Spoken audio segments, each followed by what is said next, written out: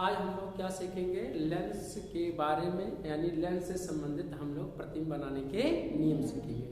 यानी भौतिक विज्ञान का लेसन यानी चैप्टर नंबर 1 का लाइट का कौन सा पार्ट हम लोग पढ़ने जा रहे हैं, लेंस द्वारा प्रतिबिंब बनाने के नियम। तो चूंकि हम लोग जानते हैं कि लेंस द्वारा प्रतिबिंब बनाने के 3 नियम होते हैं। जिस प्रकार दर्पण के द्वारा प्रतिबिंब बनाने के 3 नियम थे, तो हमने दर्पण में प्रतिबिंब बनाने के 3 नियम पढ़े थे, लेकिन प्रतिबिंब बनाने करते समय हम लोग किन्हीं 2 नियमों का उपयोग करते थे। वैसे लेंस में भी है कि लेंस में हम लोग क्या सीखेंगे कि लेंस द्वारा प्रतिबिंब बनाने के कितने नियम होते हैं। तो लेंस द्वारा प्रतिबिंब बनाने के 3 नियम होते हैं, और तीनों नियमों में से किन्हीं 2 नियमों का उपयोग करके हम लोग लेंस द्वारा प्रतिबिंब का क्या करते हैं, निर्माण करते हैं। पढ़ेंगे हम तीनों नियम, लेकिन जब हम प्रतिबिंब का निर्माण करेंगे तो किन्हीं केवल 2 नियमों का उपयोग करके प्रतिबिंब का निर्माण करेंगे। हम लोग किन्हीं 3 नियमों में से 2 नियमों का उपयोग करके हम लोग उपयोग करेंगे। तो पहला नियम है, तीनों नियमों से पहला जो 3 नियम होते हैं, इसमें पहला दूसरा तीसरा कोई नियम नहीं होता है। आप पहले को दूसरा कह सकते हैं, दूसरे को पहला कह सकते हैं, या तीसरे को पहला कर सकते हैं। तीनों नियमों क्या है, सेम है, याद रखेंगे, लेकिन क्रम का कोई प्रभाव नहीं पड़ता है कि इसमें पहला नियम है कि दूसरा नियम या तीसरा नियम है। तीनों नियमों में कि पहला नियम है कि लेंस के मुख अक्ष के समांतर जाने वाली किरणें, लेंस के मुख अक्ष के समांतर जाने वाली किरणें लेंस से अपवर्तन के पश्चात कहां से, फोकस से होकर जाती हैं। किस लेंस में, उत्तल लेंस में फोकस से होकर जाती हैं, और अथवा आती हुई प्रतीत होती है किस लेंस में, अवतल लेंस में। तो लेंस के मुख अक्ष के समांतर जाने वाली किरणें, लेंस के मुख अक्ष के समांतर जाने वाली किरणें लेंस से अपवर्तित होकर मुख्य फोकस से होकर जाती है, अथवा आती हुई प्रतीत होती हैं। इस चित्र को हम लोग आरेख द्वारा क्या करेंगे, इस नियम को समझेंगे। कौन सा लेंस है, मान लीजिए क्या है, उत्तल लेंस है। कौन सा लेंस है, ये उत्तल लेंस।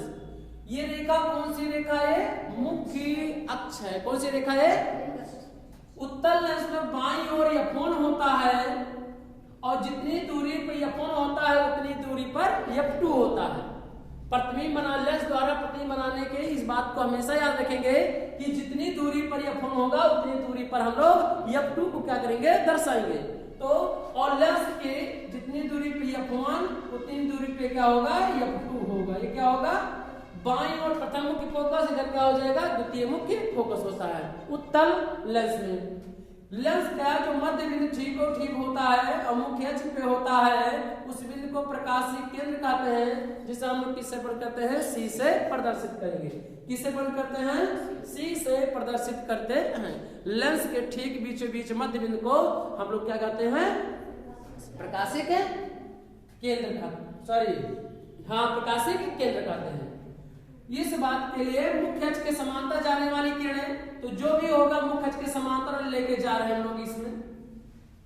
अब देख रहे हैं कि मुख्य अक्ष के क्या है, मुख्य अक्ष रेखा कौन सी रेखा है, मुख्य अक्ष। यह जो रेखा है क्या है, मुख्य अक्ष। प्रकाशीय केंद्र यह क्यों नहीं विचलित हो जा रही है, क्योंकि प्रकाशीय केंद्र से जो भी किरण जाएगा वो क्या होगा, बिना विचलित सीधे निकल जाएगा। तो लंबवत की राह सीधे होकर जा रही है, लेकिन ये चूंकि क्या होता है, काल्पनिक। मुख्य अक्ष क्या होता है, काल्पनिक होता है, किसी लेंस में नहीं है। इसको केवल हम लोग क्या दर्शा लेते हैं ऐसे। तो आगे हम लोग यहाँ क्या होगा, टकराएगा। अब मुख्य अक्ष ये है, इसकी कौन सी रेखा है, समांतर है। समांतर का मतलब है कि ये 2 रेखाओं को अंत तक बढ़ाया जाए, वह एक दूसरे को काटे ना। तो ऐसे किरणों को या ऐसे रेखाओं को हम लोग क्या कहते हैं, समांतर रेखा। तो ये दोनों किरणें आपस में क्या है, समांतर है। अगर यह किरण आगे जाएगा, यहाँ लेंस होगा, तो क्या होगा, अपवर्तित होगा। अपवर्तित होने के कारण ये अपने मान से क्या हो जाएगा, विचलित हो जाएगा। तो विचलित होगा तो अपवर्तित कहां से होकर जाएगा, तो उत्तल लेंस में फोकस से होकर जाती है। किससे होकर जाएगी, फोकस से होकर जाती है। F2 से कहां से होकर जाएगा, F2। उत्तल लेंस में मुख्य अक्ष के समांतर जाने वाली किरणें लेंस से अपवर्तित होने के पश्चात कहां से हो जाएगी? फोकस से होकर जाती है। उत्तल लेंस में द्वितीय फोकस से होकर जाती है। ये क्या है? प्रथम फोकस है, इधर क्या है? द्वितीय फोकस है। तो मुख्य अक्ष के समांतर कोई भी किरण नीचे से भी कोई किरण होकर जाएगा, अगर मुख्य अक्ष के अगर समांतर है तो कहां से होकर जाएगा? उसी फोकस से होकर जाएगा। कहां से? जहां से पहली वाली किरण गई थी। आप इस तीर का दिशा आप देख सकते हैं, इसकी दिशा आप इधर जा रहा है, यह परिवर्तित होकर इधर जा रहा है। ये कि दो किरणों का उपयोग हम करें, आप 3-4 किरणों का भी उपयोग कर सकते हैं। एक किरण यहां से लेकर जाएंगे तो ये भी किरण इसी बिंदु से ही होकर जाएगा, यानी एक बिंदु से ही होकर जाएगा। और जिस बिंदु मुख्य अक्ष के जिस बिंदु से होकर जाता है उसे हम क्या कहते हैं? फोकस कहते हैं। और यह विशेषता है कि मुख्य अक्ष के समांतर जाने वाली किरणें लेंस से अपवर्तित होकर कहां से होकर जाएगी? फोकस से होकर जाती है। ये F1 F2 पहले से डिवाइड होते हैं। और यह प्रतिबिंब बनाने का क्या है? नियम है कि मुख्य अक्ष के समांतर कोई भी किरण जाएगा तो वह लेंस से अपवर्तित होगा, तो कहां से होकर जाएगा? मुख्य फोकस से होकर जाएगी, अथवा यह मुख्य फोकस से आती हुई क्या होगी? प्रतीत होगी। तो उत्तल लेंस में होकर जाती है। हम अवतल लेंस द्वारा हम लोग क्या करेंगे? आगे क्या करेंगे? सीख लेंगे। ये कौन सा लेंस है हम लोग देख रहे हैं? हम देख रहे हैं कि ये कौन सा लेंस है? ये अवतल लेंस है। कैसे पहचानेंगे? बीच में पतला, किनारों पे क्या है? मोटा है। तो जो लेंस होगा वो कैसा लेंस होगा? अवतल लेंस होगा। कौन सा लेंस होगा? अवतल लेंस होगा। अवतल लेंस, अवतल लेंस। ये कौन सा लेंस था? उत्तल लेंस। क्या था? उत्तल लेंस था। उत्तल लेंस में इस नियम को इसमें लगा दिया गया। अब उत्तल लेंस में ही इसको यानी अवतल लेंस में नियम को लगा दिया गया। यह एक रेखा होगा और इस रेखा को हम लोग क्या कहेंगे? मुख्य अक्ष कहेंगे। क्या कहेंगे? मुख्य अक्ष। चूंकि यहाँ C1 और C2 इधर होता है, पहला पृष्ठ ये दो गोलीय वक्रों का पृष्ठ होता है, तो इधर क्या हो जाएगा? C1, इधर क्या हो जाएगा? C2 हो जाएगा। C1 C2 से हमसे ज्यादा कोई मतलब नहीं रहता। F1 और F2 से हमें क्या होता है? मतलब ज्यादा रहता है। तो इसका अगर लेंस का अगर मध्य बिंदु होगा तो उसे प्रकाशीय केंद्र कहते हैं। और प्रकाशीय केंद्र को किससे करेंगे? C से क्या करते हैं? प्रदर्शित करते हैं। और इधर क्या होगा? अवतल लेंस है तो इधर क्या होगा? F2 होगा और इधर क्या होगा? F1। जितनी दूरी पर F2 होगा उतनी ही दूरी पर क्या होगा? F1 होता है। चूंकि हमारे पास कोई पटरी नहीं है, लेकिन इस बात को हमेशा बनाते समय ध्यान देंगे कि F1 और F2 के प्रकाशीय केंद्र से F1 और F2 के बीच की दूरी क्या होना चाहिए? बराबर होना चाहिए। इसके बाद हम नियम लगाएंगे कि मुख्य अक्ष के समांतर जाने वाली किरणें लेंस से अपवर्तित होगा, यानी मुख्य अक्ष के क्या हो जाएगा? समांतर जा रही है किरण। उत्तल लेंस में गया तो फोकस से होकर गया और इसमें आती हुई क्या होगा? प्रतीत होगा। यह क्या होगा? यह प्रकाश, ये अवतल लेंस प्रकाश की किरणों को क्या करता है? फैला देता है। और उत्तल लेंस प्रकाश की किरणों को अपने अक्ष की ओर क्या करता है? मोड़ देता है। यही कारण है कि इस लेंस को कौन सा? अपसारी लेंस कहते हैं और इस लेंस को क्या कहते हैं? अपसारी लेंस कहते हैं। तो यह प्रकाश की किरणों को क्या करेगा? ये फैला देगा। इस अपवर्तित कणों को अगर पीछे डॉट डॉट बढ़ाया जाए तो लगभग कह के आप देखेंगे यहां से आती हुई क्या हो रही है? प्रतीत हो रही है। कहां से? F2 से होकर आती हुई प्रतीत हो रही है। तो मुख्य अक्ष के समांतर कोई भी किरण जाएगा तो या तो यानी फोकस से होकर जाएगी या तो फोकस से आती हुई क्या होगी? प्रतीत होगी। तो उत्तल लेंस में फोकस से होकर जाती है और अवतल लेंस में फोकस से आती हुई प्रतीत। जो यहाँ कोई व्यक्ति बैठा होगा तो उसे आभास होगा कि मुख्य अक्ष के समांतर ना होकर या मुख्य अक्ष के किसी पॉइंट से होकर आ रहा है। और वह कौन सा पॉइंट है? मुख्य फोकस है, यानी क्या है? F2 है। क्या है? F2 है। इसी किरण को हम लोग और भी किरणें दर्शा सकते हैं। इसी बात को हम लोग करके नीचे से अगर कोई मुख्य अक्ष के समांतर जाता तो इस यहाँ क्या होगा? परावर्तित हो टकराएगा, टकरा कर क्या होगा? या प्रकाश की किरणों क्या करेगा? फैला देगा। फैला तो देगा तो ये कहां से होकर जाएगा? यहाँ से होकर चला जाएगा। ये कौन सी किरण है? ये अपवर्तित किरण है। और यह कौन सी किरण है? आपतित किरण है। जो किरण किसी पृष्ठ पर गिरती है उसे आपतित किरण कहते हैं और जो अपवर्तन के पश्चात उस पृष्ठ पर निकलती है उसे क्या कहते हैं? अपवर्तित किरण कहते हैं। क्या कहते हैं? अपवर्तित किरण कहते हैं। यदि इस अपवर्तित किरण को पीछे बढ़ाया जाए तो हमें प्रतीत होगा कि कहां से होकर आ रहा है? फोकस से होकर आ रही है। यहाँ जो व्यक्ति बैठा होगा उसे मुख्य अक्ष के समांतर ना होकर उसे आभास होगा कि नहीं, यह मुख्य फोकस से यह किरण होकर आ रही है। यही कारण है, कहा जाता है कि उत्तल लेंस में होकर जाती है और अवतल लेंस में आती हुई प्रतीत होती है। तो ये पहला नियम रहा, यानी प्रतिबिंब बनाने कितने नियम होते हैं? 3 नियम होते हैं, और तीनों नियमों में से हम लोग क्या करेंगे? एक नियम हम लोगों ने पढ़ लिया। वह कौन सा नियम था कि मुख्य अक्ष के समांतर जाने वाली किरणें लेंस से अपवर्तित होकर कहां से होकर जाएंगी? लेंस से क्या होगा? अपवर्तन होगा। इसमें भी देख रहे हैं मुख्य अक्ष के समांतर जा रहे हैं, लेंस से अपवर्तन होगा। कहां से होकर? मुख्य फोकस से होकर जाती है अथवा आती हुई प्रतीत। तो उत्तल लेंस में होकर जाती है और उत्तल लेंस में आती हुई प्रतीत होती है। ये कौन सा नियम है? पहला नियम है। कौन सा है? प्रतिबिंब बनाने का कौन सा नियम है? पहला नियम है। अब इस बात को हम लोग क्या करें? दूसरा नियम के बारे में हम लोग क्या करेंगे? अध्ययन करेंगे अच्छी तरह से चित्रों के आधार पर। अब हम लोग क्या सीखेंगे? लेंस का कौन सा दूसरा नियम हम लोग सीखेंगे। लेंस के 3 नियम होते हैं, तीनों नियमों में से हम लोग केवल एक नियम पहले से हम लोग पढ़ चुके हैं। अब क्या सीखेंगे? दूसरा नियम। दूसरा नियम है कि लेंस यानी प्रकाशीय किरण से होकर जाने वाली किरणें लेंस से अपवर्तन के पश्चात बिना विचलित हुए सीधे क्या जाती है? निकल जाती है। ये बिना विचलित, हमने इस बात के लिए प्रकाशीय केंद्र के बारे में पहले से बता चुके हैं। प्रकाशीय केंद्र क्या होता है कि लेंस के ठीक बीचों बीच क्या होता है? बिंदु होता है जिससे होकर जाने वाली किरणें बिना विचलित हुए सीधे निकल जाती है। तो यानी अगर हम आरेख द्वारा सीखे कौन सा लेंस ये बना लिया जाए?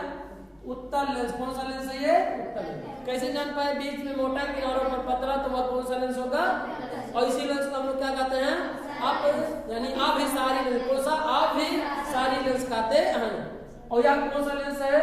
बीच में क्या है? पतला, किनारों पे क्या है? मोटा। तो यह कौन सा लेंस हुआ? और इस लेंस को क्या कहते हैं हम लोग?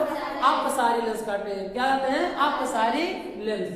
अगर इसके मुख्य एक कौन सी रेखा है बताएंगे? कौन सा ये रेखा है? मुख्य अक्ष। ये भी इसमें कौन सा है? मुख्य अक्ष। इसका मध्य बिंदु अगर मिला दिया जाए यहाँ पर, तो मध्य बिंदु को क्या कहते हैं? प्रकाशिक केंद्र कहते हैं। क्या कहते हैं? प्रकाशिक केंद्र। इसके लेंस के ठीक बीचों बीच यानी मध्य बिंदु को, तो यहाँ पर क्या होगा? प्रकाशिक केंद्र होगा, जिसे हम लोग किससे? सी से पढ़ते।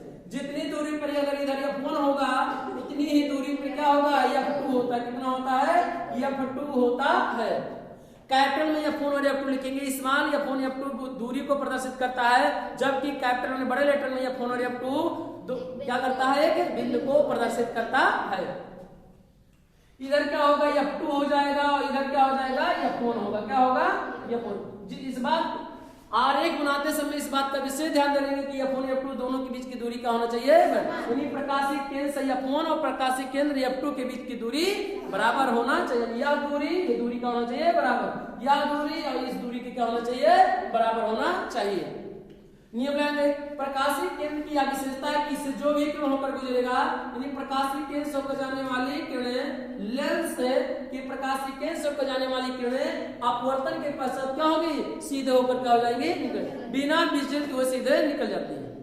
लेकिन अपवर्तन के नियम में हम लोग जानते हैं कि जब प्रकाश एक माध्यम से दूसरे माध्यम में, एक वस्तु से दूसरे वस्तु में जाती है, तो वह अपने मार्ग से विचलित हो जाती है। और इसी घटना को क्या कहते हैं? प्रकाश का अपवर्तन कहते हैं। चूंकि इसमें भी प्रकाश वायु से किसमें हो जा रहा है? काच। और काच से किसमें जा रहा है? वायु में। अगर इसकी दिशा को प्रदर्शित कर दिया जाए तो उसकी दिशा क्या है? वायु। वायु से प्रकाश की किरण होकर गुजर रही, किसमें जा रही है?